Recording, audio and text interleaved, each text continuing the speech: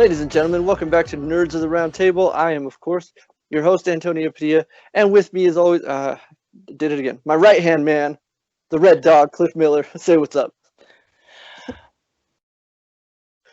You know what's weird, man? Is I was trying to think of like a cool catchphrase for the 90s, but all I could think about was stuff from like Clueless, and I've already done that. So I'm like, I mean, oh, it's the damn. ultimate 90s movie, so... I know. I was like, I just kind of wanted to eat like a jelly, since the day like you held my favorite like jelly donut, like I just, or my favorite Pop-Tart, I just 100% wanted to like, just tell you about how much I was in love with you, and it just He's never going, happened. ladies and gentlemen.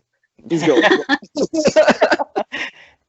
I just wanted to tell you how much I loved you. By the way, Cliff, by the time the episode we recorded on Friday goes up, like, check it out, because Swag did something really special for you. Hey. So, but yes, there he is, ladies and gentlemen. As you saw, I struggled, because when we did the Fathom All the Animals episode, I introduced him as my right-hand man and held up my left hand. So I struggle with that now. I'm like trying to get that right. All right, so ladies and gentlemen, we have another special episode for you. Like I said, we got some bonus episodes coming up for you, and here we are, ladies and gentlemen, for the first time since we launched the video podcast. Fan favorite guest, international best-selling author, Ella Dominguez. Ella, say what's up. Hey, what's up, everybody? There she is. Everyone can see you. Yeah, I know. I'm actually a little freaked out by that, but... Why? You're so adorable. Come on. No. Yes. I'm goofy, and I'm hoping, like, I don't accidentally, like, start to pick my nose or something because I forget, or have a giggle fit like you sometimes do. No, but like I wanted to have you on the show, like forever since we started doing the video podcast, because I say it all the time, but like you are legitimately one of my favorite people in the whole world. So thank you so much. You're one of my favorites too, and you too, Cliff. I do like to follow you on social media. Oh my God, I'm all over the place with that right now. He really is. His social media game is on point right now. I know, he really is. I mean, he's even got like merch. I'm like, I need to get my stuff together. Like, I'm like, oh yeah, I'm wearing my shirt right now. Yeah. You got the hat that never leaves his head. It doesn't. It's like glued on. It's funny too because like it's funny you mentioned like all the stuff on social media because like Ella, like I'm on TikTok as well, and like I did a video because I was like hey guys, if you're trying to find a theme to my page, it's a lot like my life scattered. Did you do a video on a longboard and some cranberry juice? Oh, I need to. I feel like Fleetwood Mac playing in the background. Yes. I feel like he did a version of it. Didn't you do something in regards to that, Cliff? I think I used that song in a video, but I don't remember where I used it. I think I might have been just like some random video I did for me, but right. Yeah, I think it's hilarious how like the younger generation is like just coming on to that song. I'm like, what? This song has been around forever, and they're like, oh, who's this Fleetwood Mac? It's a cry and shame is what that is. So like in the wrestling world, we use like whenever something excites us, right? We use the word pop, right? And so what popped me was seeing that Stevie Nicks was on TikTok, and I was like, yo, what? Boop, follow. Yeah. Exactly, yeah. That blew my mind as well. I had no idea. She's like tying her roller skate up, and she's like singing her song. I was like, ah! Okay, so you just mentioned Clueless, the movie. So I just recently rewatched that, and I don't think I've probably seen it. Oh my gosh, more than 10 years probably, and it still holds up. I still love that movie. Same, okay. Yeah. Like, mainly it's just Paul Rudd, but you beat me by 1 second. I was about to bring up Paul Rudd. So, oh my God, he yeah. hasn't aged. That's he why really has not. Yeah. You guys and saw Alicia Silverstone, but she was a hottie. I didn't remember her being that cute. She was, Alicia Silverstone? Yeah. That's yeah. Oh, no. Brittany Murphy was it for me. Cliff was and still is She ride or was die too. for Brittany Murphy. So When I she's remember like that. when she's like dancing, right, and then the shoe comes and puts her out. Yes. That's the character I can relate with the most. Yes. I think that's the character everyone relates to. So, which is why we all loved her so much. So, yeah, no, it's crazy that movie. Yeah, you're right. It does hold up. It really does. Like, wasn't it just like the 25th anniversary or something like that? Yeah. Yes. Which that makes me feel so old, that movie. Feels like it was just yesterday. Wasn't that Breckin Meyer too in the show? He was, yeah. Yes. Yeah, who was the skater? He was, yeah. It just clicked with me. Like legitimately clicked with me. A You know, he very, was. a very After Jay. 25 years, I just realized that's who that was. Yeah, Oh, he wow. was also in The Craft, the original The Craft. Yeah. That's another movie that sort of has seen its resurgence lately.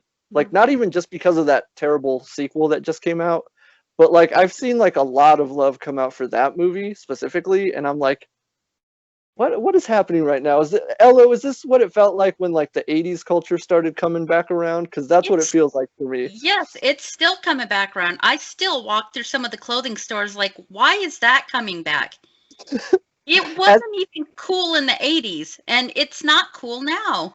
As you can see, I am wearing my best like Pearl Jam flannel right now. So Yes, that is very 90s grunge. it is, yeah. I don't understand why, but I'm not going to question it. So, oh man, so yeah, ladies and gentlemen, that's what this show is going to be. It's just going to be the three of us nerding out about random pop culture stuff. So strap in. It's only going to get weirder from here. So, Let's go. yes, let's do it. Wait a minute, did you just say strap on? This just took a whole nother turn that I wasn't prepared for. I was afraid that was Are going you to happen. sure you weren't prepared for it? Because I feel like that's where this conversation is going to go anyway. Yeah, I feel like you had that one ready to go. So, yeah, It's optional. very much so. Before we get into our usual shenanigans, Ella, you're an author. What have you been working on in this crazy year? The year that is 2020. Yeah, so I'm currently working on 3 different series. 2 of them are existing series that I'm just trying to finish, and but the main one that's been speaking to me is, I think I've talked to you about it. It's the Blood Penance series. It is romance because I write romance and I just can't leave it out of my books. But it's not my usual steamy romance. It's more new adult. I hesitate to call it young adult because it does still have some adult themes, but Right. I'm trying to finish it. I'm still working on book 1. I'm just about done with it, and I keep pushing back the release date, but hopefully here in about a month I'll get that first book out. Yeah, hopefully. Fingers crossed. Because Yes. you have spoken to me about it quite a bit, and like I was really excited. I still am very excited about it. And that's the one that Cliff, I don't know if you saw it. Like, that's the one you cut that trailer for, right, Ella? Yeah. Yeah. And I've retweeted it a couple of times. So, Yeah, the thing was, I was super excited about it, and I was getting really good feedback from my beta readers, and then I sent it off to my editor about the first half of the book, just so that I know better than to open up editor's notes before I'm done with the book. yeah. Look, I know better than to do that, but I was just like, I'm just going to get ahead of the game. I'm going to do some editing, and she just tore apart the first 3 chapters. Yeah. And it just put me in such a foul mood that it threw me off my game. It's been a few years since I published anything new. And I forget it's like a grieving process when you get those editor's notes.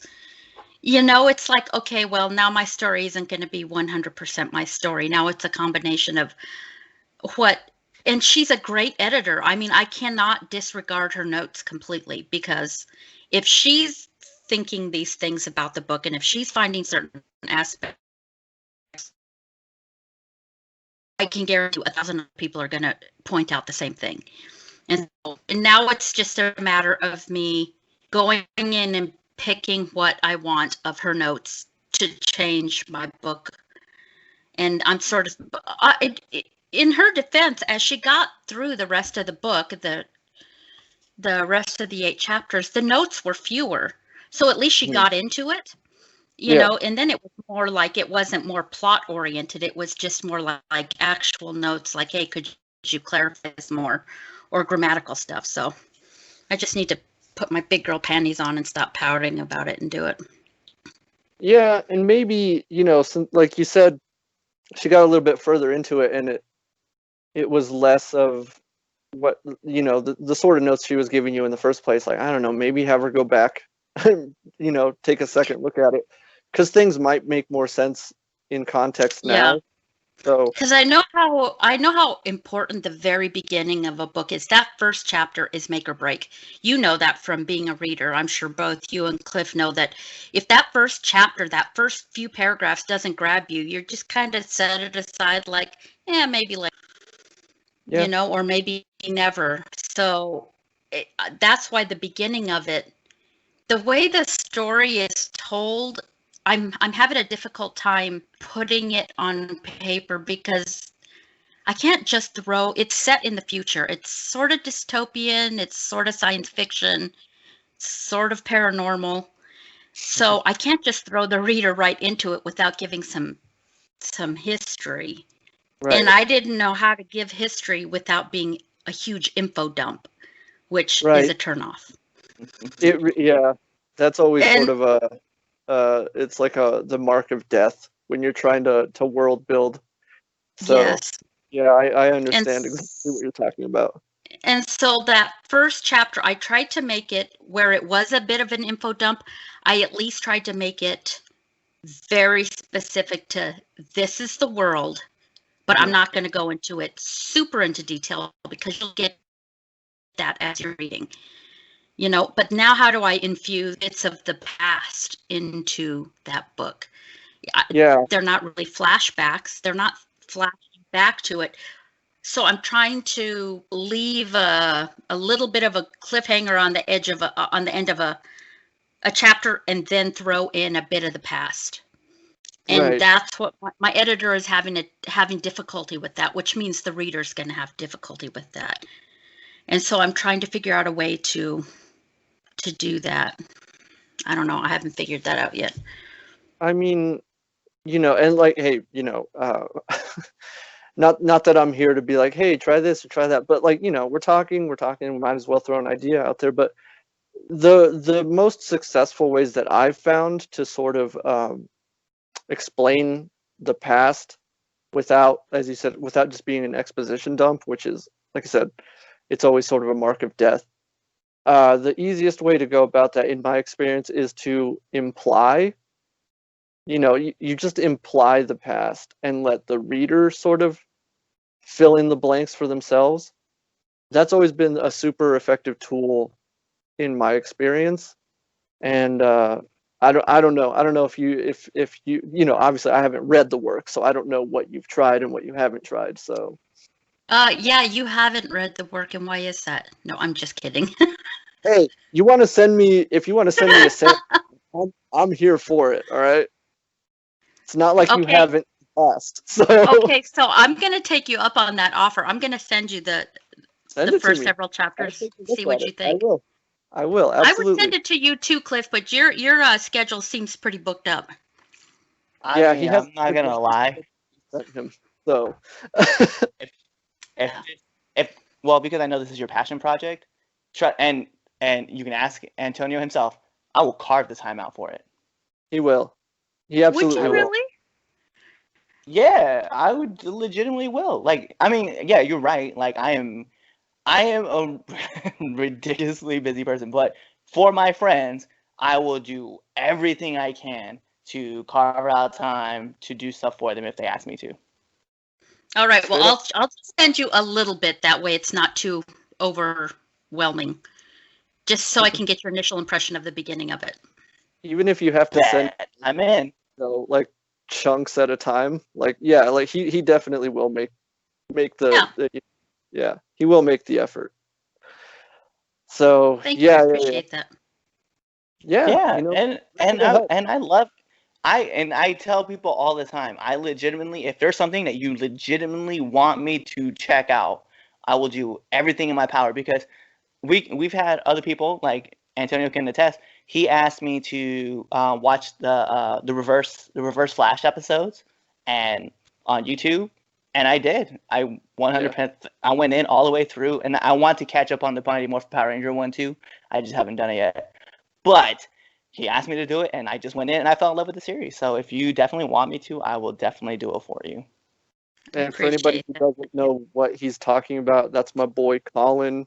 Those are his projects that he does, and I'm still trying to work on getting him on the show. He said he'll do it. It's just trying to figure out the schedule, because Ella, he is also on the West Coast, and so trying to get Colin's schedule and Cliff's schedule to line up has been a nightmare. So, but we're trying to get him on here. So keep you updated on that. But yeah, I just wanted to make sure everybody knew what Cliff was talking about. So yeah. So Ella, it seems like you are keeping busy, and you've got trying, as we all are. But unfortunately, we all know 2020 has not been kind, especially to creatives, and especially for people who depend on touring. Like we just had some friends of mine who were in a band. We just had them on the show, and they were talking. Like Cliff asked them the $1 million question about, like, hey, what's your plan to tour? You know, you're gonna tour the new album or whatnot? And they're like, yeah, we wanted to pre-COVID, but that's kind of not happening now. Yeah, I had a book. Yeah, go ahead. Yeah, I had a book signing canceled. Well, they say postponed, but it's like postponed till when? We don't know. Yeah. Might as well just cancel it. So. But yeah, so like, what's that been like for you? Because, I know you do have a day job, but like you're also trying to juggle your career, which, how long have you been writing? I've lost track of how long. Oh my God. I've been publishing for 8 years. It was 8 years in August.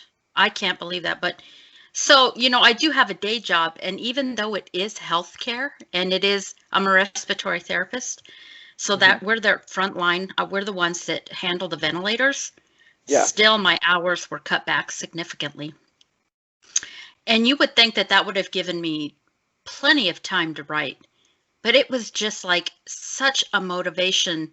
On one hand, it just killed my creativity. On the other hand, it motivated me, because it's like, oh gosh, having to deal with that, working in the hospital, it's like, I don't want to be doing this forever. I just don't want to be doing this forever. So,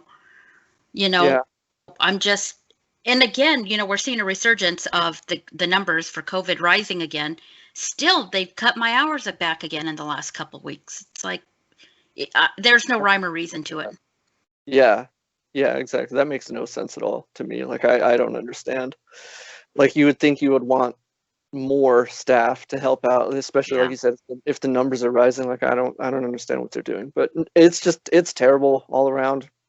Like, I know, like, it even affected Cliff early on, because like what he does, he's a wrestler, and that's a full contact sport, and it's like, for a while there, they weren't even sure they were going to be able to continue doing what they have to do, and like that was scary for Cliff. Like, I know that, that's his dream he's chasing, and it's certainly, like, for me as well, like trying to do what I do, and it's chasing my dream.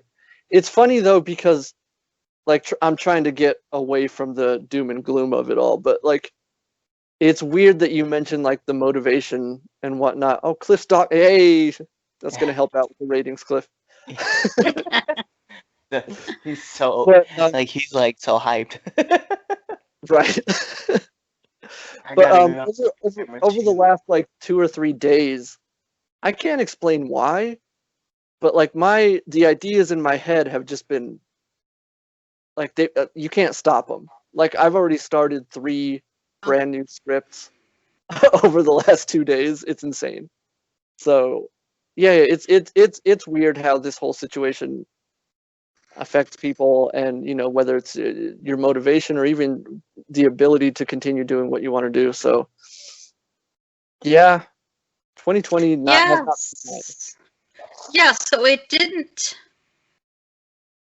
killed my creativity in the beginning. I just couldn't, I think I was reading that, but everybody would always say, if I had the time, I would do this. But we've all had the time, and nobody's done any of the things they wanted to do. It's just such a downer,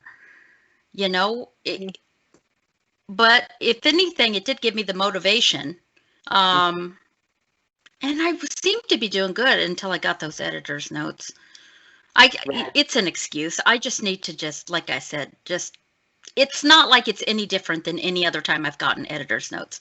It really is a grieving process, and I just need to have like a couple shots of tequila and just stop whining and get back to work. I feel where you're coming from. Like 100% feel where you're coming from, because like for a wrestler, right? Like they want you to have a character. And you got to build the character. You got to build the backstory of the character, and then you go and you pitch it to like your trainer or to like maybe a mentor of yours, and then they come through and just demolish like everything that you set up, and you're like, but this is close to my heart because this is who I want to be. And they're like, yeah, but you know what? You could do that, or you really should do this. What they're really telling you is your idea sucks, so do this one instead. And I'm like, no, I'm gonna be me, and that's what I want to do. And I don't know, it's wild, but I definitely understand where you're coming from as far as like you're building this thing from your heart, and then like someone just comes through and just shits on it, and you're just like, well, fuck you, bro. And that is how I feel at first. I'm really super defensive about it. That is my process. I'm really super defensive at first, and then I have to go back and read it again and be like, okay, maybe some of this is right. But she basically completely rewrote my first 2 chapters. And God, I love her so much. She's such a good editor. She has always made my books better. Always. But it just didn't even sound like my voice anymore. And so I did rewrite it the way she suggested. And then after I thought about it for several weeks, I went back and rewrote it again with some of her stuff and still in my voice. And now I feel more comfortable with it. And that's just a process I have to do, take what I can, but still make it mine, make it my voice. Antonia, that I struggle with words. Just, I don't know how many times I will write a paragraph and erase it and rewrite it and erase it. It's like, it's frustrating. I've been there in the room when you're doing it many times. I've even had to help you out a couple times. So no, I do. It's that thing. I think every writer feels like, where you write something. It's like Cliff was saying. It's like you're creating this thing that's very near and dear to your heart, and you have to put it out there, right, for other people to look at. And it feels like it's this thing that you wrote, whether it's a book or a script or whatever, feels like it turns into a fire, a hydrant, right? And there's a line of dogs around the corner just waiting to piss on it. It sucks. It's terrible. And it's like, but that's the torture we put ourselves through, Ella. Like, I know. Why do I do this? I crave the acceptance, and that's a huge part of why I write and put it out there. And on the other hand, like with acceptance comes the rejection, and it's so painful. It's like, I know you have to have a thick skin to be any kind of an entertainer or a creative person. You really do. And 8 years, you think I'd have thick skin, but still, no. I still like, boo-hoo at a bad review. It's like, oh, come on. Yeah, it's funny because you talked about it, like 8 years, yeah, you'd think you'd develop a thick skin about it. But like, even my boy Mitch, who, like I said, we just had him and his band on the show. I remember the first time he let me listen to any of his music, like he was so scared and nervous to let me listen to his music. Gosh, yeah. And it was like, dude, chill. Like, I get it, man. I've been there. I've been in this exact same spot. I'm not gonna like tear you apart. Like, even if I didn't like it, I'd be gentle about it because I understand the position you're in. Like, you're making yourself vulnerable enough to share it with someone. And it's like, no, I'm not gonna be rude or an asshole about it, like, but like, he let me listen to it, and I'm like, "Boy, this thing is slamming, like, this track is amazing. What were you so scared about, man?"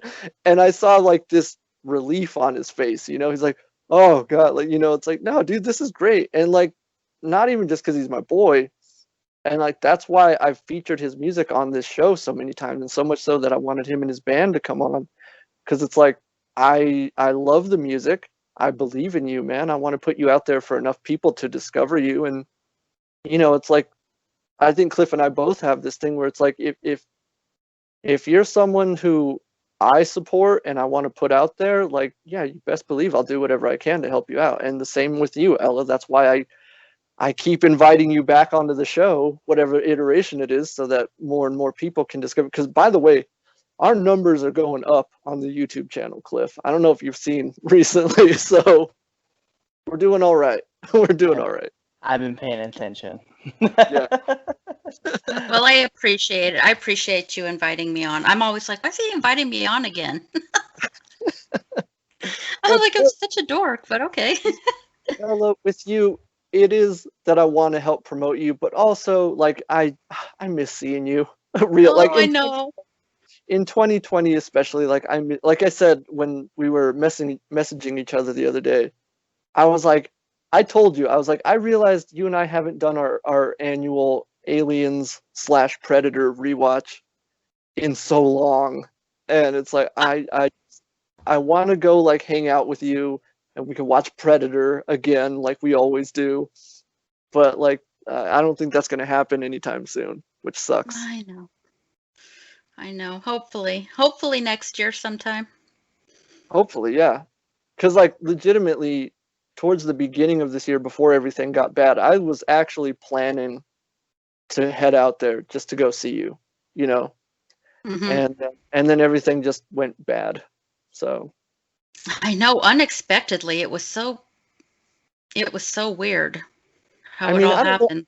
I don't know about unexpectedly, that we had the warning signs, but certain people chose to ignore them. Hey, I don't want to get into it right now, but go ahead. Yeah, I don't know if you knew, but about this time last year, I was really sick. I mean, really sick. And I don't know if I ended up in the hospital, which I hadn't been in the hospital in like 25 years. Yeah. And so now that we know what the symptoms are for COVID and that, I'm pretty sure that that's what I was sick with. But, it wasn't, they weren't suspecting anything like that back then. But anyway, it ended up, whatever I had, whatever virus, it ended up going to my inner ear, and I ended up with a really bad vertigo for 9 weeks, which I know you hear vertigo, and I know I was the same way. It's like, oh, big deal, you're a little bit dizzy. No, it was. Oh, no. It was hellacious. I couldn't walk. I couldn't stand. I couldn't drive. I couldn't. Yeah. It was awful. I might wish it on my worst enemy, but only because it's not fatal. Right. Just let them suffer a little bit like I did. But so I was like, finally, all of last year, I just kept getting sick, either with allergies or the flu or the cold, and then that. And this year I've been pretty darn healthy, and now I can't go anywhere. Right? Yeah. I'm like, this is my luck. This is the kind of thing that, this is my luck. Yep. Yeah, it's funny because, like, I'm pretty lucky. I don't know if it's just like good genetics or whatever. Like, I haven't been sick in 5 years, like, at all. Like, not even like the common cold or the flu. Like, I've dodged everything in the last 5 years, and then this happened, and I start getting super like, like, oh, I'm nervous. I don't know if I want to chance this, but I mean, again, like and again, I wouldn't even say if it's lucky, I just follow all the guidelines. I wear my mask. I wear gloves if and when I go out, like, but yeah, it's just, I do And look, remember when you had the vertigo last year, because that was when I sent you that script last year. And I was like, yeah. hey, did you get a chance to read it? And you were like, I can't read anything right now. And I was like, oh, what's wrong? And you were like, I've got vertigo and I can't read anything because I get dizzy and I can't concentrate. And I'm like, that sounds horrible. So It was like you can't even watch TV. I Mhm. couldn't read. I just basically lay there and feel sorry for myself, you know? Yeah, And okay, so I've been really healthy this year, and I've had 2 incidents where I've had what's considered a high risk right. COVID exposure. And still, I mean, I almost feel like, where's the wood to knock on? Like, am I tempting fate? Because they were high risk. I'm exposed to it every day at work on a some level, Yeah, but these were considered high risk exposures, and so far, thankfully, I haven't yeah, caught it. yeah, yeah. And hopefully you both stay safe. I mean, hopefully none of us have to experience it. Yeah, straight up. I'm not gonna lie, like I'm in and out of grocery stores all the time because that's when I'm not doing what I'm doing. Like I'm in and out of like grocery stores all the time, and like the risk is like so high. Like I've had 2 different stores, like 3 of their employees came down with with COVID, and I'm like, why am I in this store? Like, period. Why should I even be here? Like, Yeah, so yeah, trust me, when you talk about the risk, I'm like, yeah, I know exactly what you're talking about. Especially just recently, one of my best friends, actually, his uncle just passed away this last week from COVID. So yeah, it's like, dang man, it's just how real and how close you are to it. It's crazy.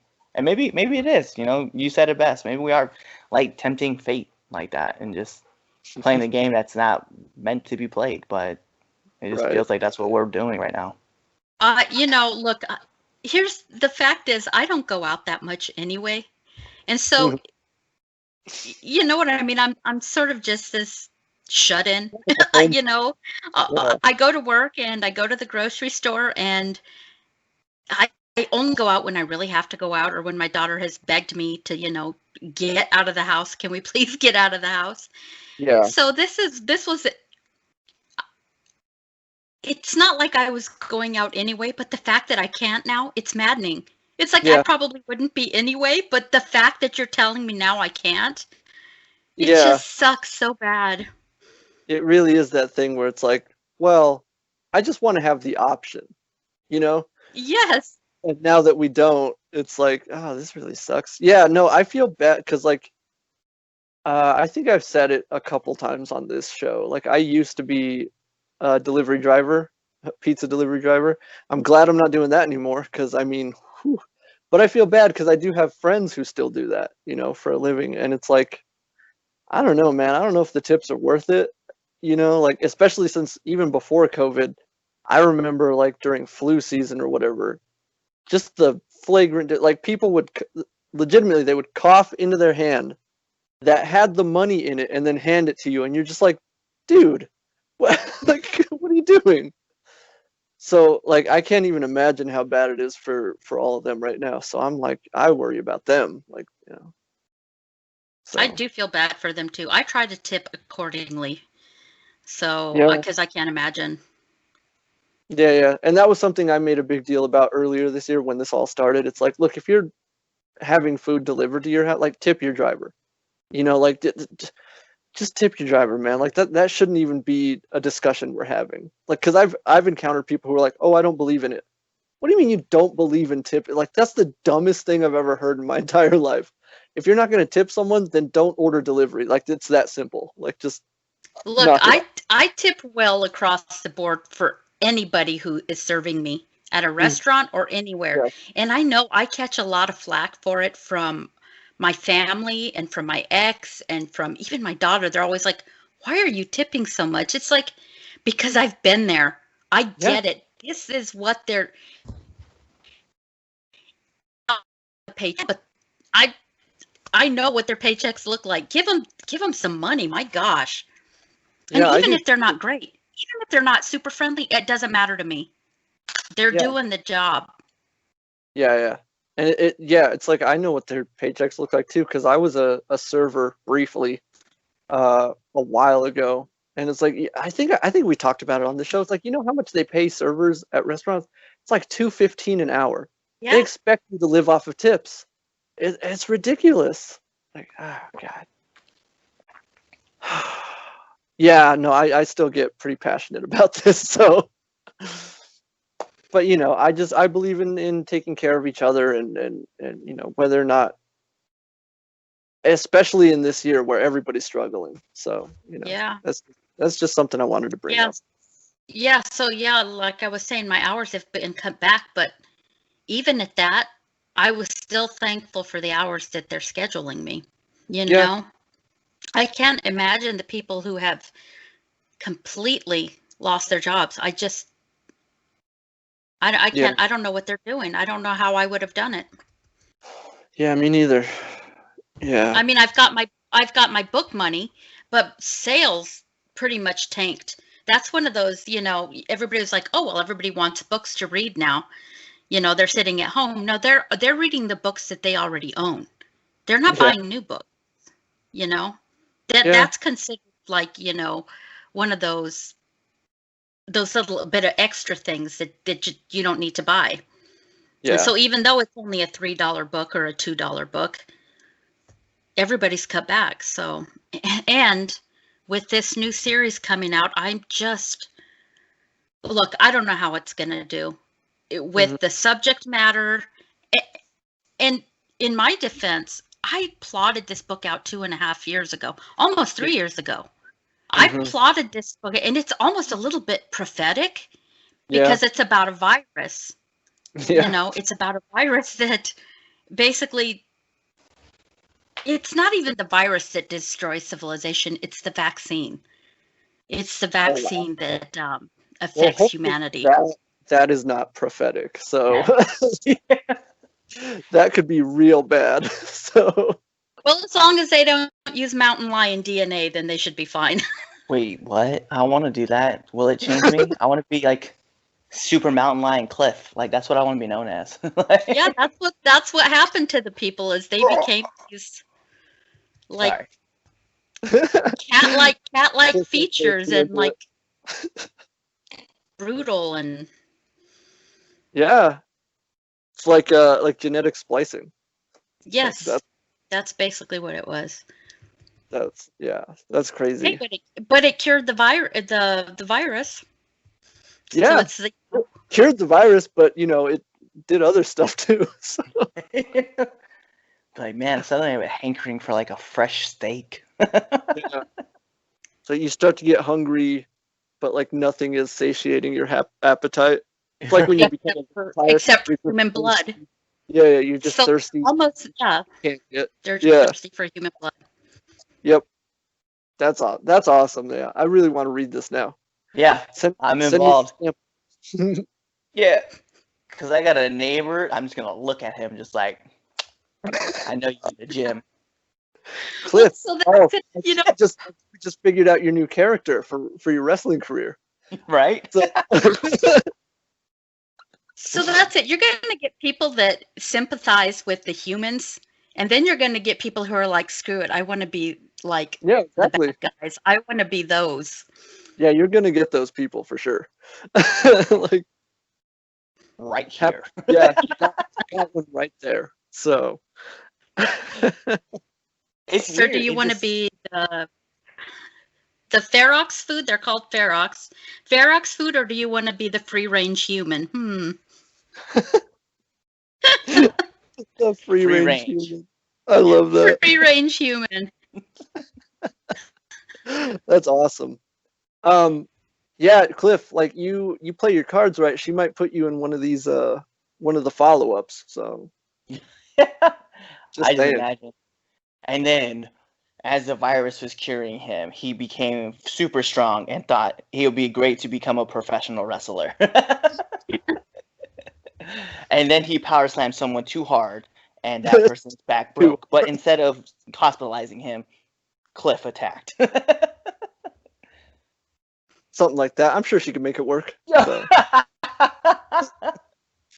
Oh man, yeah, it's gotta take notes. Oh. Yeah, there you go. You can have that for free. Oh boy, this is it's it's weird how, because I don't know if you guys I recently rewatched V for Vendetta because it was the 5th of November, so I recently. Do you know how eerily prophetic that was? Because that movie takes place in 2020, and there's a virus and a fascist government, and there's like, I was watching it and I was like, I don't remember all this. It was weird. It was really weird. I've never seen it. Don't judge me. You've never even read No, I've never seen it. Man. Oh man, you read the book. No, but I've seen. If you can't get into, but if you can't find the time to read the book, watch the movie, because the movie is also very cool, very good. So, but it's weird. It's weird how a lot of sort of media that I consumed years ago sort of took on a new meaning this year. Even something like They Live, which I also recently rewatched for Halloween. Like that. Yeah, 1984. Yeah, that one. Yes. It's weird. Cliff, anything you've rewatched lately where you're just like, that's odd? I mean, I could keep going. Like, there were so many that I rewatched this year where I was like, that's a little too close to home. So. Yeah, V for Vendetta was the first one I rewatched, because I was like, I just need to go back. Because I was like reading people were like quoting it, and I was like, I'm just going to go back and watch this because of all the quotes. And and I was just like, oh no. This is too close to home. Yeah, for real. Yeah. Oh, that was definitely my top one I rewatched. I was like, oh, bruh, like we in some trouble. A lot of zombie movies took on a different context this year as well. I watched Dawn of the Dead, and yeah. But yeah, I watched a lot of scary movies. So. What you been? Oh, Ella. Follow up on something that I messaged you. Like I said, ladies and gentlemen, this show is going to go everywhere, so just hang on. So you remember, was it last year, or it was either early this year or last year? But I messaged you and I was like, "Hey, did you ever see Jeepers Creepers 3?" Because I had never seen it. I had never seen it. I had heard about it, and we had a whole conversation going back and forth about it. Mm-hmm. And you had seen it. I finally saw it, and boy, was I disappointed. I don't hate it, but I thought it was okay. Well, I mean, I didn't hate it. I just thought it just was very underwhelming. You know what I mean? Like, the thing I loved about the first two is the creeper is legitimately terrifying. Like, that thing haunts my nightmares. I watched the first two Jeepers Creepers and I'm just tense the whole time. As soon as those movies are over, I just release all that tension and I feel great. Jeepers Creepers 3 had none of that. Like, how do you make the creeper not terrifying? Like, that's what they did in the third. I was not scared or tense at all. The movie was just boring. Like, that's what it was to me. It was just really boring. Like, I didn't care. You know what I mean? Like, that's what it was like to me. So yeah, I was really underwhelmed by it. That's how I felt about the Halloween movies and the Friday the 13th. It got to the point where Michael Myers didn't scare me anymore, and neither did Jason. Although I do have to say, this very last Halloween that they made with, where they kind of ignored the rest of the other Halloween movies, and they made it with Jamie Lee Curtis. I did like that one. You know, I still haven't seen that one. I was gonna watch it this year for Halloween, and I did not get around to it. So this year I watched Halloween 3, Season of the Witch. The one that has nothing to do with the other ones. I really like that one. I still love that one. Yeah. That's one of that's one of those ones where if you tell people it's your favorite, they like get mad at you. And I'm like, no, like it's great. Like, because it has no continuity or like they're watching Halloween in one of the scenes. It's like no, it's like Yeah. it's this weird like one-off anthology movie, and I really like that one. It's I do probably too. my favorite. So hey, I come actually, at me. yeah, I actually bought it this year, so Nice, I actually paid real money for that. nice, very nice. That's how much. Yeah, that's how much she loves it, ladies and gentlemen. No, I'm, yeah. Go ahead, Cliff. Go ahead. I'm gonna be honest. Like we talked about how like Jason didn't scare us anymore. I watched Jason X recently. Actually, I'll be honest. That was like when I watched back. Yeah, Super Jason really still puts the fear of God in me. I'm not gonna front. Like this Bro, man was getting blown up by the future guns, and then like fell into like some like rehabilitation, and like just came back as like this nightmarish man. And I'm not gonna lie, it totally freaked me the fuck out. Like I'm still thinking about it. Like I want to Cliff, know, did he survive being vaporized from the atmosphere? Cliff, you and Ella, I don't know what just happened, but you brought up Halloween 3, Cliff, you brought up Jason. Jason X is legit my favorite of the Friday the 13th movies, and I don't care what anybody thinks. That movie's awesome. So, It is like, could you imagine though? Like, I mean, like, did he survive being like going into the atmosphere? Like, what happens if he did? Like, we're screwed. You know? Super Jason was like with that. yeah, He with had the an even nanotechnology and deadlier everything. machete. Yeah. No, dude, like legitimately, Jason X is my favorite of those movies. I don't care. Haters come at me. Like it's so ridiculous and over the top. I love it. So, You know yeah. what's crazy? We're now talking about this horror thing. There's a show called Cinematic World, Cineworld. Mhm. But they just did a thing like a trivia show, right? And they were talking about body counts. Did you guys know that Jason has 167 confirmed on-screen kills? Yeah. I I mean, didn't. I knew I it was think really high. I didn't know the exact number, but yeah, yeah, I did. Yeah, I knew it was really high too, but he has the highest kill count, doesn't he? Yeah, that's what Yeah. was. yes, I was that's like, what I know. and I was thinking about. I was sitting there thinking about because they include like all the movies. But I was thinking Mhm. about it the other day. I was like, yo, like Jason is a thug, man. And you know what? I think most of those kills are in Freddy versus Jason, because Well, Freddy yeah, only kills one person in that movie, which I feel cheated because Freddy's my boy. But I mean, I that's do like Freddy. yeah, Freddy's my favorite. But I was yeah, like, remember the cornfield scene? Like yeah, in Freddy vs. Jason, like he was just yeah. like hacking everybody He up. murders everybody in that scene, dude. But it was like to me, I was thinking about, I was like, yo, how insane is that? Like they were Yeah. talking because like they had different numbers for different people, right? So like I think Michael Myers, he was on that list, and I think he was up there too. And then the one that really shocked me was Norman Bates. Actually, is who they had. So I don't know if you guys know, but Norman Bates, including the TV series, only has like 16 kills, like confirmed on-screen kills. Oh, that seems about right. Yeah, and I That was like, seems. oh, You know what I have to say about that? That's weak.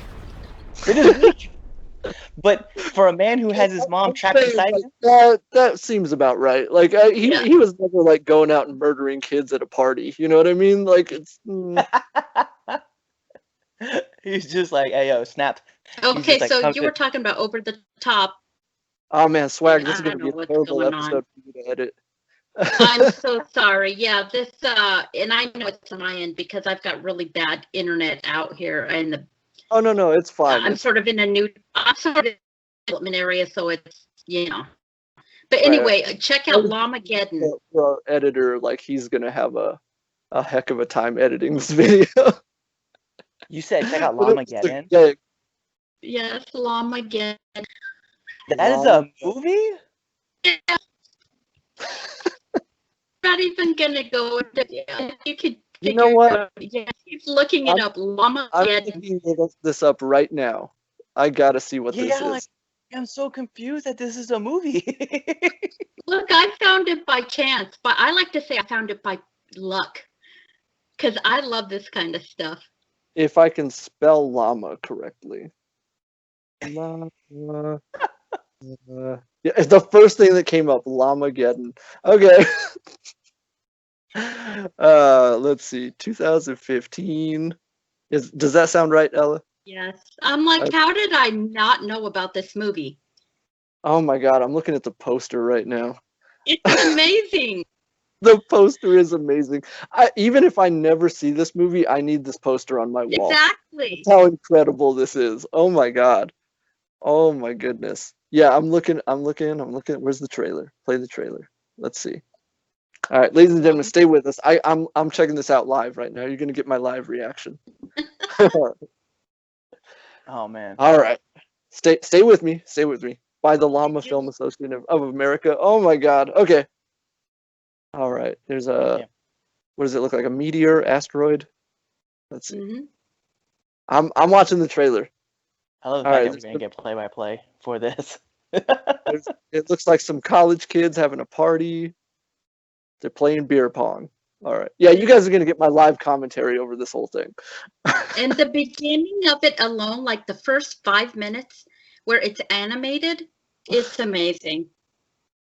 Oh my goodness. These special effects. Yeah, Ella, this is legitimately something you would watch. It's I've amazing. I've seen the movies you watch, and it's like, yeah, this is on brand. And another one that if you guys haven't seen, it's amazing. It's called Rubber. It's about a possessed Rubber. tire. I've seen Have Rubber. you seen That Rubber? movie is fantastic. Yes, I love that movie. Oh my good. I'm sorry. I'm still watching this trailer. This is It's amazing. phenomenal. All right, you know what we're gonna do? I'm putting these plans out right now. Cliff, Ella, you and me, we're gonna organize some kind of like online watch along. We're gonna watch this movie together, and we're gonna give our live reactions to it. Like, we have to do this. This is amazing. Like Science Theater 3000, where we Yes, get to exactly. Yeah, comment on it. that's what we're gonna do. Oh my God, this is, ladies and gentlemen, if you haven't seen Lamageddon, at least go check out the trailer because that was fantastic. And if you have, let us know. Wait, what? What? Hold on a second. Right now. Hold on a second. Wait a minute. I gotta wrap my mind around what I just saw. A bunch of kids in a hot tub. Yeah. The llama goes. Yeah, it was like that llama's just like, what's up? Wait till you get to the part where the dude, like, it's like a werewolf transformation. He's turning into a llama. Oh my God.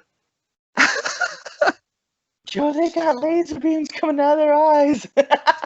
Okay, so there's another one, and it's called Killer Couch. And I have to tell you what is so funny about Killer Couch is that somebody was selling something on the local Facebook market, and I swear it was the exact same model that the Killer Couch was. Like, even like you could almost see where the eyes and the mouth were on this thing. Is it Killer Sofa? Yes, Killer Sofa. Okay, all right, yeah. That's what showed up when I looked this up. Yes, Killer Sofa. Once again, this poster.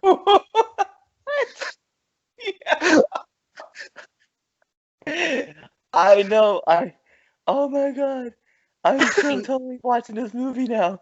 It's only an hour. It's an hour long. Oh man, I'm spending 60 minutes to watch this. Like, I'm not even gonna front. Like, I'm gonna watch this movie.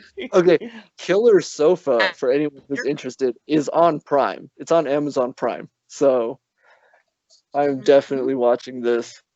Oh my goodness. Ella, you always and I have... totally picked it up on Twitter. Oh my God. Yeah.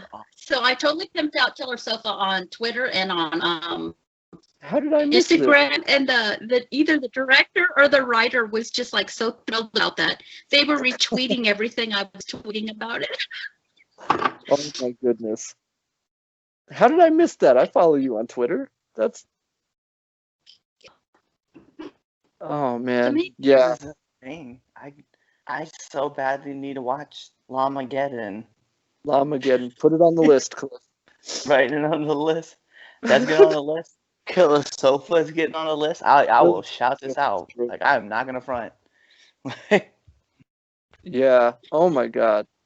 Ella, Okay, I don't like- know how you do it, but you always have like some of the weirdest picks, but like they're always great.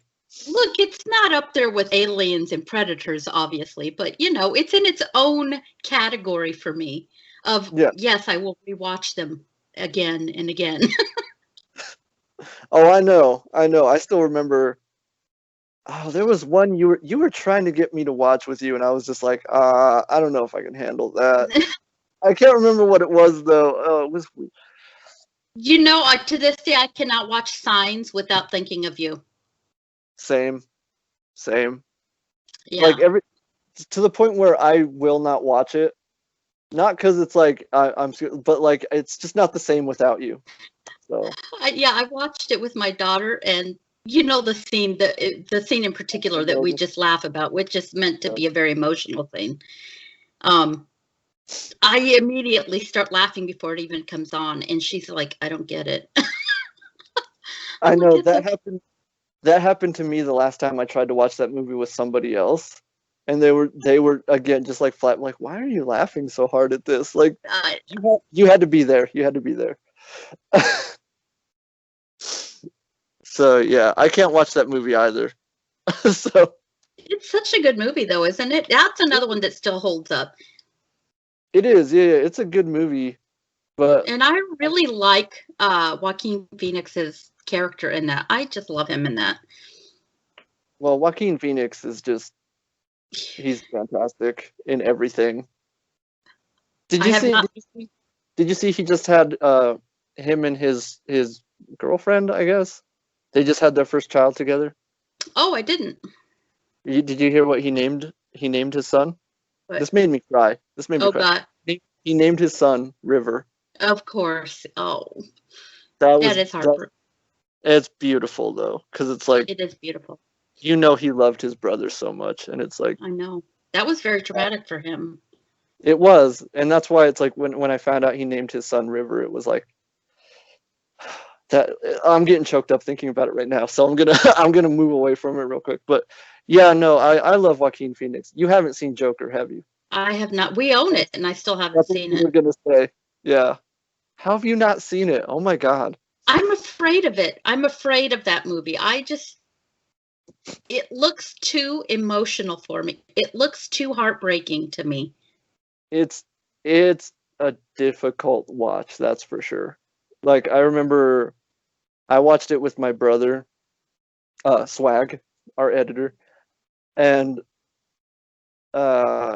yeah, when it was over, he was like sort of like what I said, like when I watched Jeepers Creepers, how I'm just tense the whole time. After the movie was over, he kind of let a sigh out, and he's like, "Man, that was tough to sit through." And I was like, "I know, right?" Like, it's like, yeah, it's not a feel good movie, that's for sure. So yeah, and I know that, so I don't know. Maybe someday I'll be able to watch it, but when I'm in a better headspace, I might be able to. It is definitely one of those movies where you have to be in the right state of mind to watch it. Otherwise, you're just not going to have a good time, like, at all. So go ahead. Every time you say that, I just think of South Park. That's all I think about. I know, and that's exactly why you were laughing. Yeah, yeah, because I'm gonna be honest, I enjoyed watching Joker. Like, I went through the journey, and I was like, damn, like, this is like crazy. But at the end of the day, I enjoyed it. Like, the way my daughter loves it. She keeps trying to get me to watch it. Mm-hmm. Yeah, and I'm not saying it's a bad movie. It's a great movie. Like I said, it was definitely top 3 for last year, 2019 for me. But it is like, it's not like, watching The Dark Knight or something. You know what I mean? Like, number one, Batman's not in this. Well, technically he is, but he's a kid. So there's no superheroes running around. It really is the story of one man's descent into madness. It's very much like Taxi Driver. So if you've ever seen Taxi Driver, like, how sort of that movie plays out. It's like, this is very similar to that in tone. So yeah, it's not something that you could just throw on and watch whenever. You know what I mean? So recently, we're talking about obscure movies like Lamageddon. I've been on a kick of just watching these obscure, scary, or thriller movies. And gosh, probably 2 years ago, me and my daughter just could never think of what it was called, but the whole movie, it was terrible. It was a terrible movie, but all we could remember about it, or at least what I could remember about it, was it had a blueberry pie in it, and the woman had a miscarriage. Okay, that was the only things we could remember. And we did, because it's so obscure. It's just one of those tiny movies. And by God, we didn't search and search and search for 2 years. Like, was it really bad? Did we imagine this? Was this one of those alternate universe kind of, or dimension kind of things where it doesn't exist and we think it exists? and finally, it's called The House of Good and Evil. And The House of Good and Evil, and I finally found it with my Google search, which I know I had tried before. I was like, I'm just going to put it in blueberry pie, miscarriage, and country, because I knew it was set out in the country. Right. Gosh, if it didn't pop up in like somebody review. And so we sat through that stupid movie again, and we're like, yeah, it's just as bad as I remember. I've been fretting over this dumb movie for 2 years, and it's still just as bad as I remember. Blueberry pie, and that's all I could really remember about it. Yeah. That's I've done that as well, where stuff that I remember like from when I was a child or whatever, and it's like specifically stuff that like scared me, like traumatized me, but like they were never like sort of the big blockbuster hits that everybody remembers. So when I try to describe it to somebody, everyone's like, what? I've never seen, I don't have no idea what you're talking about. So yeah, I had to go on Google and be like, okay, what do I remember specifically? And then you just sort of type those details in, and then Google will be like, oh, you're talking about this thing, right? And I was like, yeah, this is it. What's so weird is I've been searching on and off for 2 years, and I know I had put that in the search engine before, or at least something to that effect. But the main thing I could only remember was blueberry pie. I'm like, it's featured pretty prominently in this movie. You'd think it would have popped up. So dumb, like the things I obsess over. Such a weird detail to remember about a movie. Yes. Yeah. We had an abortion and a killer blueberry pie, or a miscarriage and a blueberry pie. That was a killer. You know what? Genuinely, if you just gave me those details, I would be like, I'm in for this movie. Yeah. And we did. We sat through the whole movie because you keep waiting. Like, is it going to get better? And then you want to know how it ends. And then it ends, and it's so terrible. It's such a terrible ending. But I still sat through another 2 hours of it. Oh my God! Yeah. That sounds like something you would do. Instead of writing. This is what I'm saying. It's all these movies, Lamageddon and Killer Sofa, and all those movies when I could have been writing. So you're saying you sacrificed making progress on your career to enjoy the cinematic masterpiece that is Lamageddon. That's right. Exactly. I'm not proud of it, okay? I'm not. I applaud you. Like you're an American hero as far as somebody's got to make the sacrifice, okay? That's very true. Oh my goodness, ladies and gentlemen, how did we get here? I don't remember. I'm trying to remember how we even got on Lamageddon. That was the turn we took. That just. Oh boy! I hope you guys really do watch it, or at least try to get through it. It's not for everybody. I'll just warn you now. Okay, it's not for everybody, but it's such cheesy goodness. Here's the thing. I looked up Killer Sofa. That's available on Amazon. I forgot to even check where I can watch Lamageddon. Lamageddon is also on Prime. Oh, all right, cool. Yeah. I was gonna say, would you think it's the wrong turn? Yeah. Let's go. Cliff, I'm gonna give you that one because I'm just mad that I didn't think of it. Yeah, you are right. It is on Prime. So Mm-hmm. Well, I know what I'm doing over the next couple days, so. All right. I can't wait to hear what you guys think about it. Oh Well, yeah, I I'm mean, if definitely. it lives up to the trailer. Okay, look, honestly, I don't care what you think about it. I'm still going to love it, but I hope No, I I hope know. you enjoy it a little bit. I'm I sure I. need. Go ahead, Cliff. Go ahead. I was gonna say I need a good like it's supposed to be bad, but is really good like movie in my life. And you know what? Llamageddon might be it, so I'm gonna have to go check that out. Yeah, there are only so many times you can watch The Room or Birdemic. Ella, have you seen Birdemic? No, and now I want to. That's something you should definitely watch. I'm gonna look it up. Oh, And I've please never do. seen The Room either. You've never. Oh, I've talked to you about The Room, right? It's with that one goofy guy, right? Yeah, Tommy Wiseau. Yes. The best bad movie ever made. Oh my God, Yes, I it's think it so was bad. you and Zach were talking about it. Yeah. Because I think Oh he my kind God. of goes on about that movie too. Yeah, because he and I both have a. A I love. don't know. I don't know if he loves it the way I love it. Like I love that movie, but it's because it's so bad. It's probably the best comedy I've ever seen in my entire life, and it's not supposed to be a comedy. But Zach, I think he has a weird relationship with that movie where he understands that people love it because it's so bad, and he himself loves bad movies because they're bad, but he has such a weird take on that movie. I don't know if he actually enjoys it or if he hates it. Like I don't know. I don't know. It's so weird. I'll have to ask him because I now that I'm thinking about it, I'm genuinely curious about what he actually thinks of that movie. But yeah, you need to check out both of those both of those movies, Ella. Like you need to Okay, I'm watch going The to. Room and you need to watch Birdemic. Okay, I'm That's going to look them up. yeah, for sure. Oh my God. So all right, Cliff.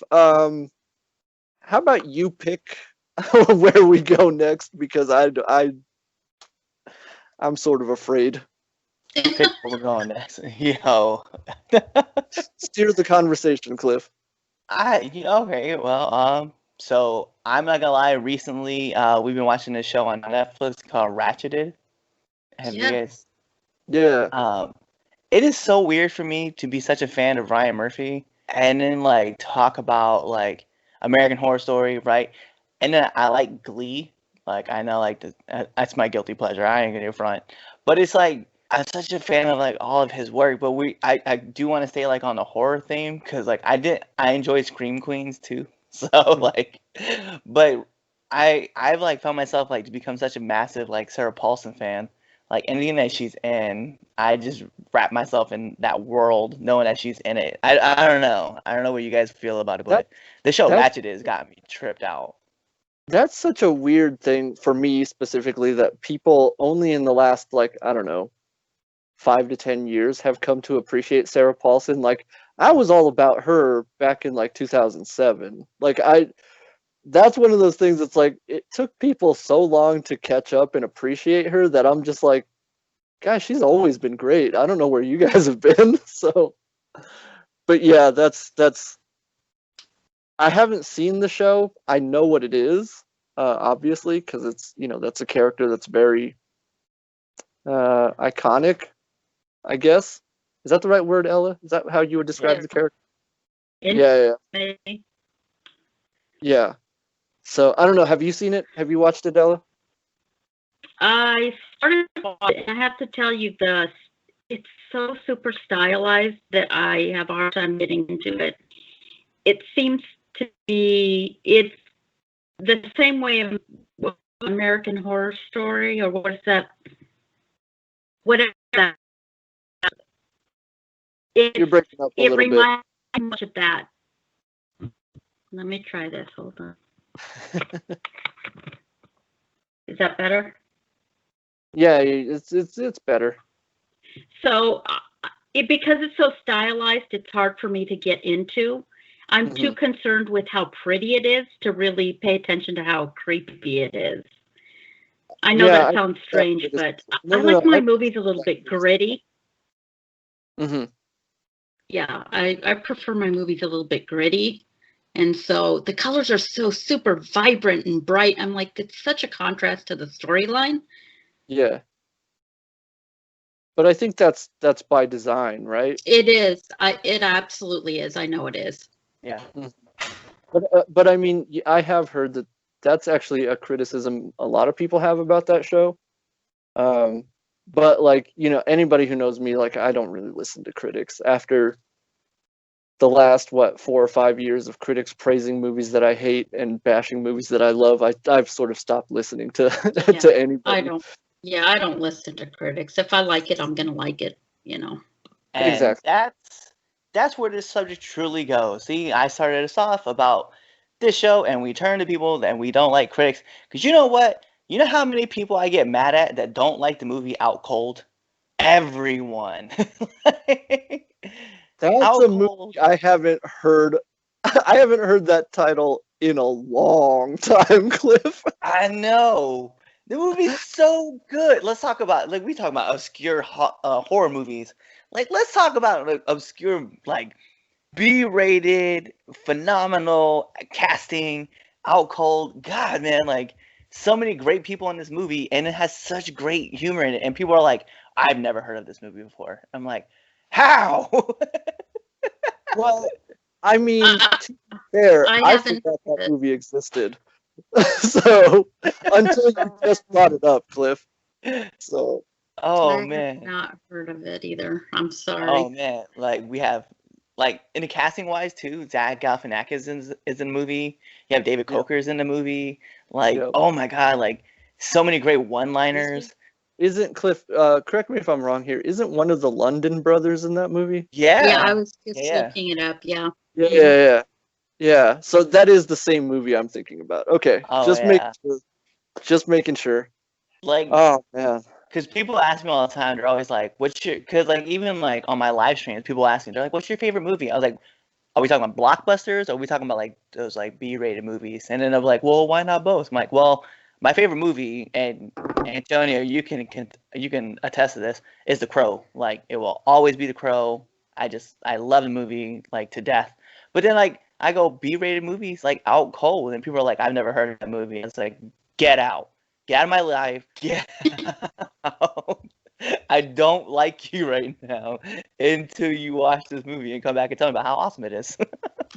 I will say that about Cliff. I know like his tastes in movies and stuff. Like he does tend to.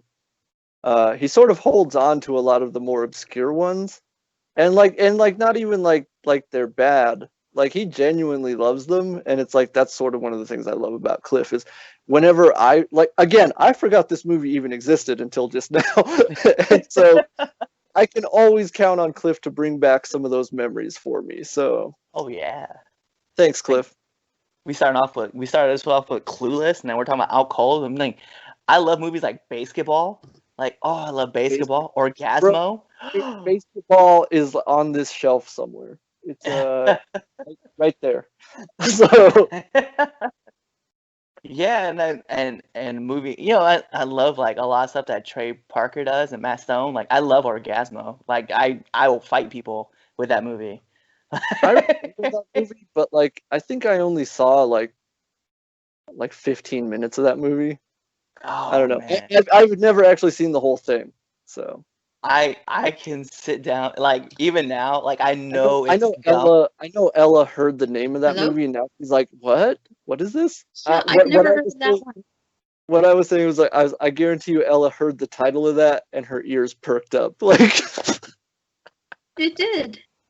I've never heard of that though. never Oh. heard of it? Oh, Google it.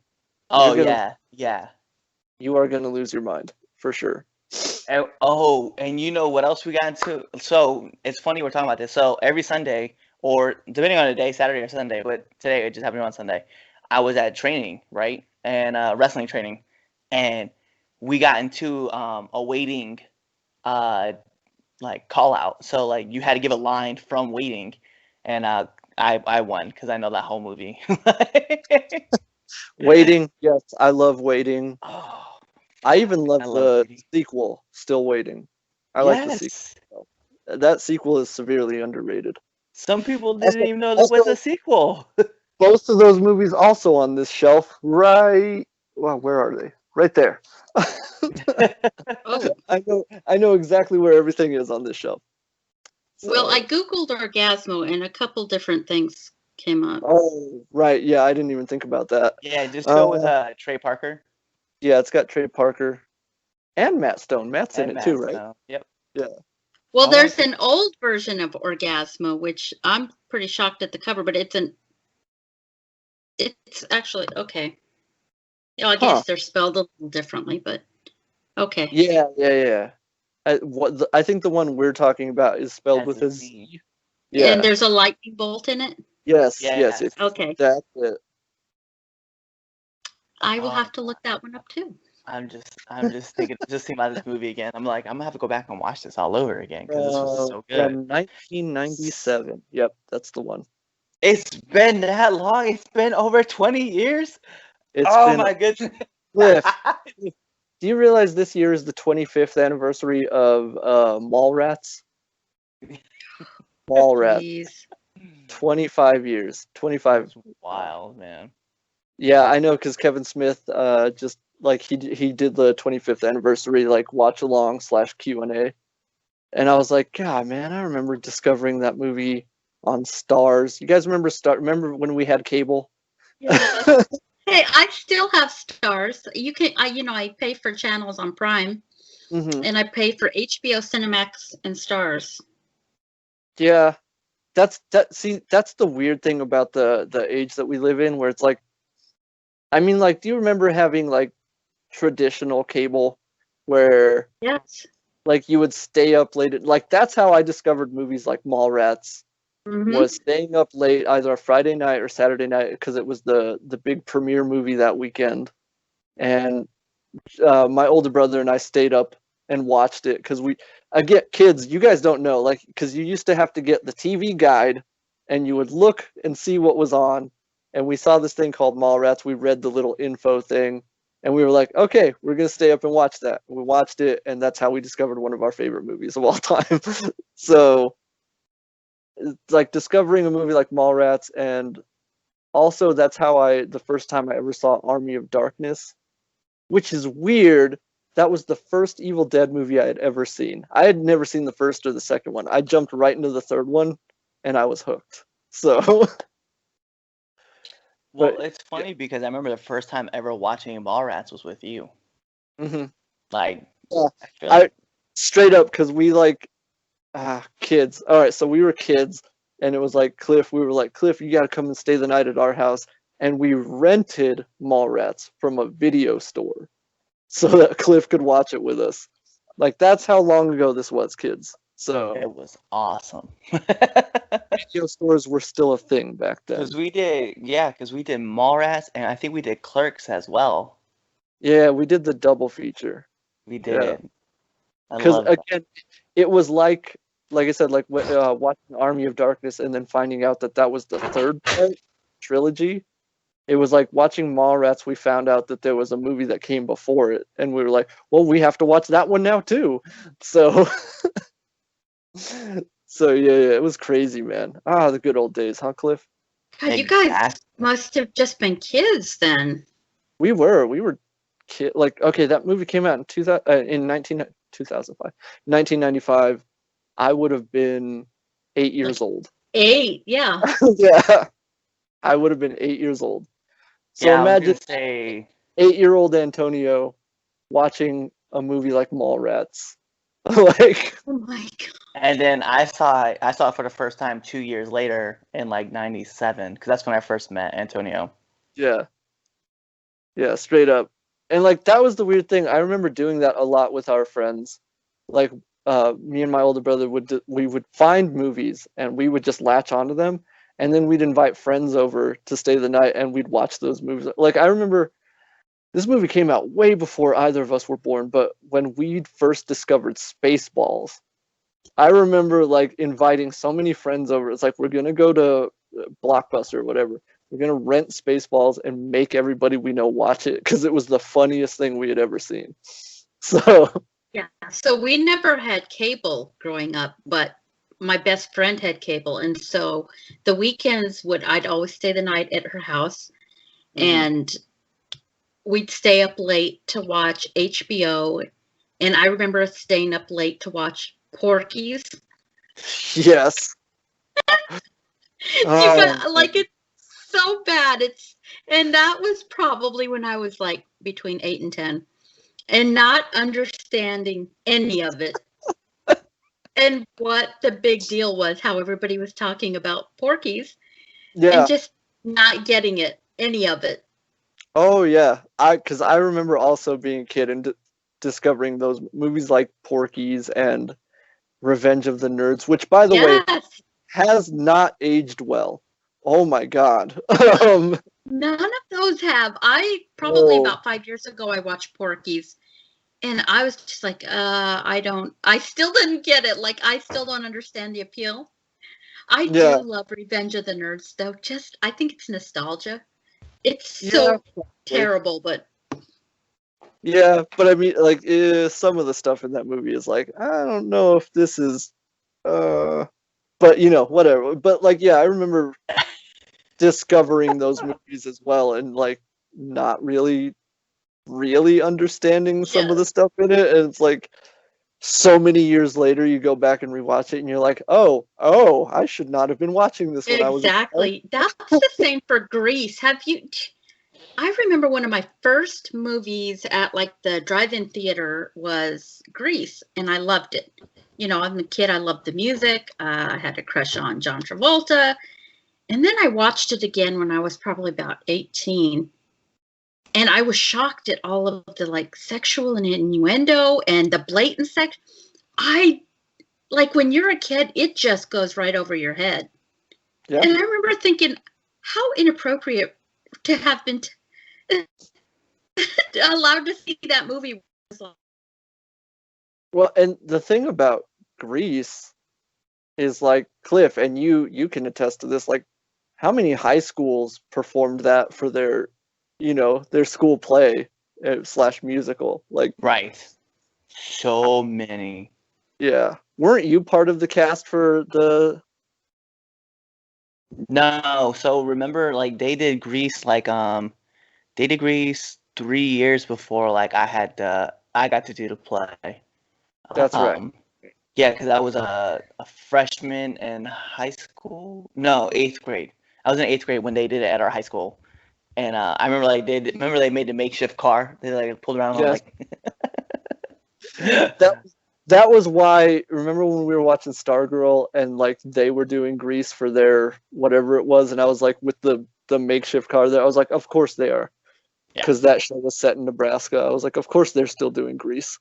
So no one's even thinking about it. Like, this is like not supposed to be watched. This is not supposed to be talked about right now. Like, this is not a good thing.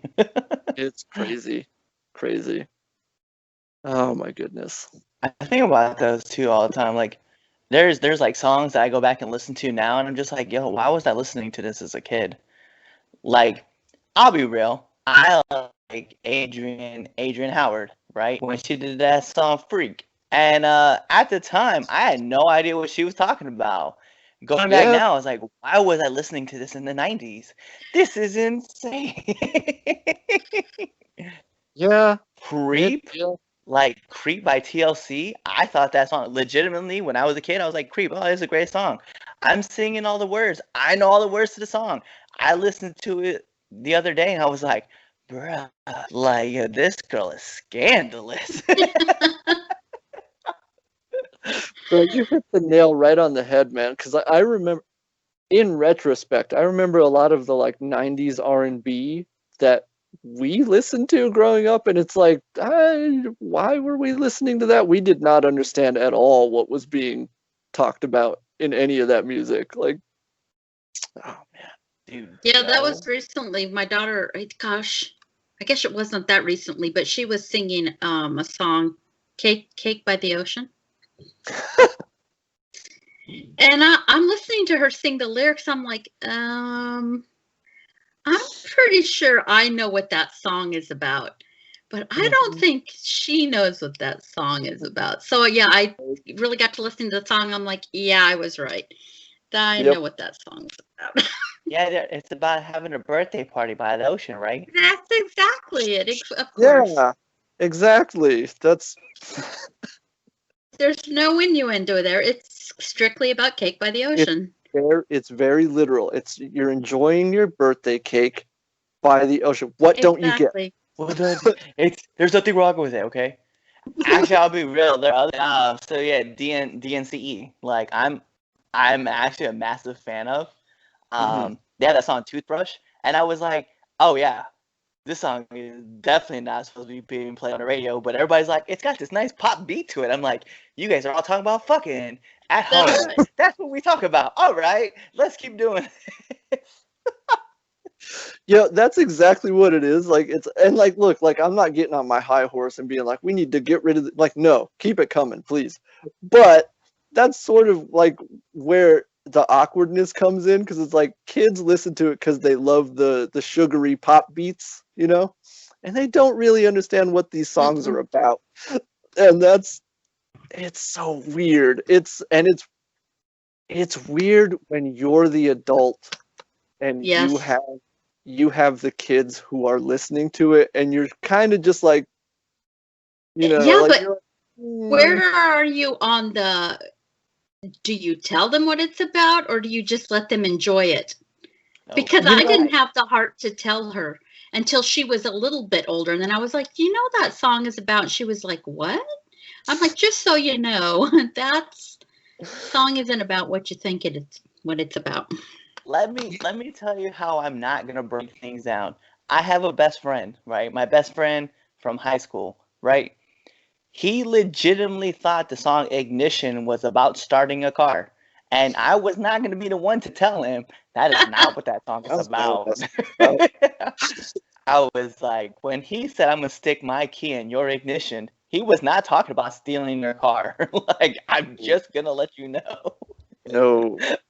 The way I look at it is I always remember being that age and being completely unaware of it. Like it all just goes right over your head. So I always try to be like, well, that's what's happening here. Like they don't know, and I'm not going to be the one to put that in their head. So I'm just like, all right, No, but enjoy it.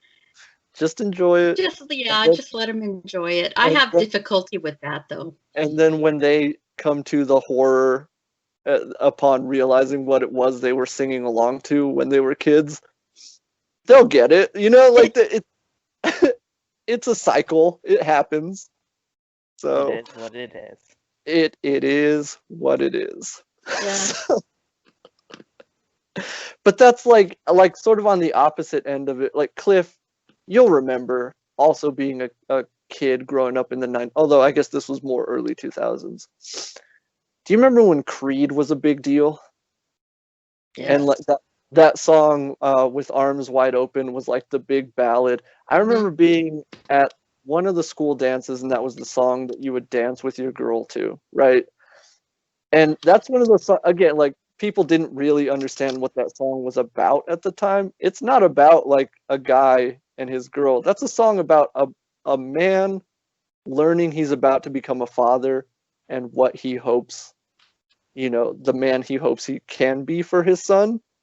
And it's like, why were we listening to that song and dancing with our girlfriends to it? Like, that's not what that song's about at all. Like, oh, man. Yeah, we failed. Yeah, big time.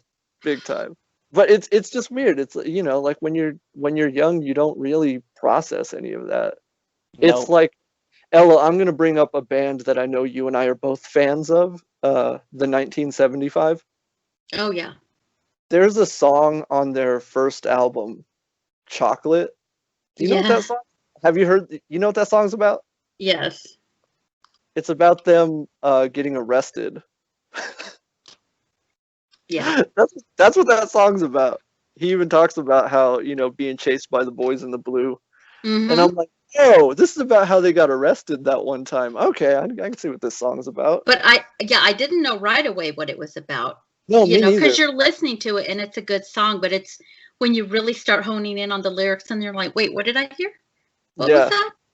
talks about they've all got guns underneath their petticoats. I'm like, yo, what happened here? Like, what is the story? I need to find out what happened here. So, and especially since the song by the way, is chocolate. So, yeah, go ahead. By the way, that is a great album. Their first one. Yeah, that first album is fire. I love it so much. All of it, like. Yeah, every single track on that album is amazing. Yeah. Okay, so I recently discovered 2 Feet. Have you ever heard of 2 Feet? Like everybody seems to have heard of him. I've never heard of no. Oh my gosh. And his newest album, it's called Pink. Amazing. Every song. Now that I'm thinking about it, I may have heard. Let me look this up. Go ahead, Ella. Go ahead. It's considered down-tempo music, which is basically like sexy time music, but it's so good. Nice. And again, how have I never heard of this artist? They're so good. 2 Feet. Yeah, I'm looking at it. He's a goofy-looking guy, but he's got an amazing voice, and the music is really good. I don't know if it's goofy looking. Like that's a pretty good looking. No, stop it. I mean, well, based on the one photo I'm seeing here on the Google search. Look, I'm not saying I wouldn't sit on his face, okay, but I'm saying he's. All right, now. I'm saying generally speaking, he's. Here it is, ladies and gentlemen. We finally got to that point. All right. Look, I've been holding back, okay. But Cliff, you know what I'm proud of? We haven't said the word of the day so far. So. Oh yeah. Yeah. Don't say it. Don't say it unless it comes up naturally. Don't say it. All right. Cliff knows exactly what I'm talking about. Ella's like, what's happening now? Is it like a challenge? I get to use it in a sentence? We'll see if we get there. Most likely you will, but I'm not going to push it in any direction. Okay, so on that Pink album, my favorite song is Baby, or BBY is how he spells it. Colloquial internet speak for baby. Let me see. I'm looking.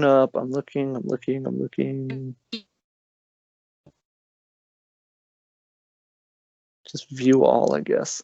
All right. Oh yeah, there it is. I see it. So good. Okay, yeah, I will definitely I'm definitely going to check this out. Like I said, Ella, you always again, not to bring up an old subject, but it's like Ella and I are constantly like swapping music, and like yes, I know it's tough for the both of us because we both get protective. Very possessive. Yeah, we're very possessive of our music over everything. But like that's why I was so sort of relieved that you were also a big fan of the 1975, because it's like, okay, well, I don't have to be so protective of this one then. So whenever I hear my daughter listening to something that's on one of my playlists, I'm like, that's my song. Take it off your playlist. I'm not sharing that one. Or if I'm listening to a playlist and she's immediately Shazamming it, and I'm like, no, stop just what you're doing. The phone out of her hand. Like, get out of here with that. Oh man, no, I've done that once or twice. I'm not proud of it, but you do what you got to do, Although I'm more likely to share it now if there's something I really like, because I also came upon another singer that I really like, and so I was sharing it all over my Facebook page. People are probably like, are you just going to share every song from this album? Yes, I am. Every day I'm going to put a new song from that album, and I'm going to share it. Well, it's funny because I also have gotten better about it because a friend of the show, Savannah Meyer, I actually was talking to her about the 1975. I was like, hey, have you ever heard of them? She's like, no. And I was like, you should check them out. I think you'd really like them. And she's like, all right, cool. Recommend me some tracks. And I was like, I found myself, I was just listing every song. All of them? So I was like, just, you know what? Just start with the first album and we'll go from there. And she was like, okay. All right. So, yeah, ladies and gentlemen, we're going to start wrapping things up because we're getting a bit long here. And I know, like Cliff, it's getting late over there. So, oh, man, Ella, it's been great having you back on the show. I mean, it's always a blast when you're on the show, and we love having you. So, before we get out of here, do you want to tell people, anyone who's watching or listening to this who doesn't know, where they can find you online? I am Ella_Dominguez on Twitter and Instagram, or just EllaDominguez.author on Facebook, and Ella Dominguez on Amazon. And I apologize about the technical difficulties, you guys. Yeah, it's fine. It is what it is. Okay. It's not the first time we've had to deal with this. Okay. And thank you guys for having me again. It was fun. Yeah, no problem. And Cliff, go ahead and let everyone know where they can find you. Yeah, so you guys can find me on all your favorite social media platforms, whether that's Instagram, IG, TikTok, Triller.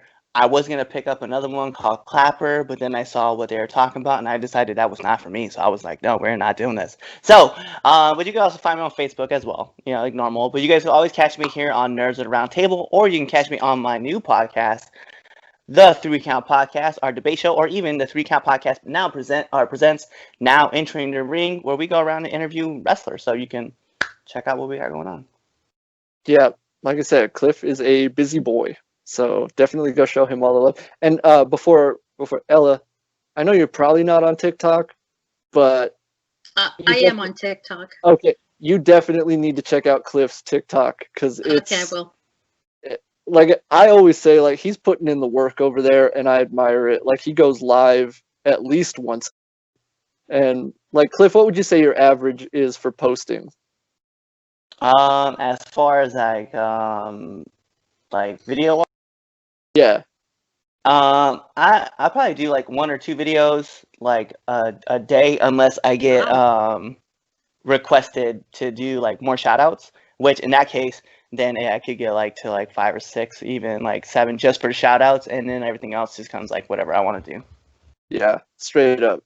And Cliff, again, I keep bringing it up because it's a Herculean feat he's done over there. You're close to like what, 8.5K followers over there? Wow. It's funny you mention that, because it's funny you say it, because like I pulled it up just so I could find Ella and so I could start following her. 8.7. Oh, all right. That's what I'm talking about. Trying to get to that 10K mark. Yeah, I'm trying to get paid by TikTok. Yeah. So shout outs to TikTok. If you see me at 10K, I want my money. Nice. Yeah, look, I didn't even know Ella was on TikTok, so I'm gonna start following her as well. So, all right. So, ladies and gentlemen, you know what to do. Go show both of them all the love. Give them the likes, the follows, all that stuff. I am, of course, Antonio Padilla. You can find me on all social media. It's either at Tron Pilgrim or at Tron Pilgrim 87. You can find me here on Nerds of the Roundtable, anchor.fm/nerds, as well as on YouTube. Remember to like and subscribe, hit that notification bell, leave a comment down below, and we will see you next time, ladies and gentlemen. Join us next time, same nerd channel. Good night, folks.